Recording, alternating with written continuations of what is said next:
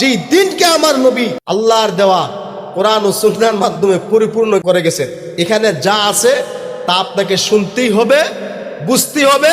মানা না মানা হেদায়েত এটা আল্লাহর হাতে, আপনার ইচ্ছা। কিন্তু যখন দেখবেন খতিব সাহেব চাকরির ভয়ে হক কথা বলা বন্ধ করে দিছে, বুঝবেন এটা 420 খতিব। যখন দেখবেন মুরিদের হাদিয়া তুবা পকেটে ঢুকার বয়ে পীর সাহেব হক কথা বলা বন্ধ করে দিছে, বুঝবেন এটা পীর সাহেব না, এটার ধান্দাবাজ ভণ্ড প্রতারক।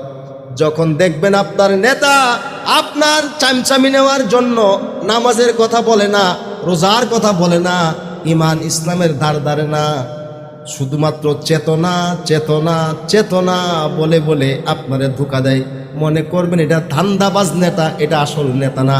কাল হাসরের ময়দানে ওই নেতাই আপনার বিরুদ্ধে অভিযোগ দিবে, আমি তো আমার এই অনুসারীরে এই কথাগুলো মানার কথা বলি নাই, সে জোর করে সে আমার ধরছে, মানতে চাইছে। নাউজুবিল্লাহ বল। নেতা নাই। ইমাম সাহেব খতিব সাহেব থাকবে আপনার সাথে না, আপনার জবাব আপনার কাছে, আপনার হিসাব। فمن يعمل مثقال ذرة خيرا يره ومن يعمل مثقال ذرة شرا يره।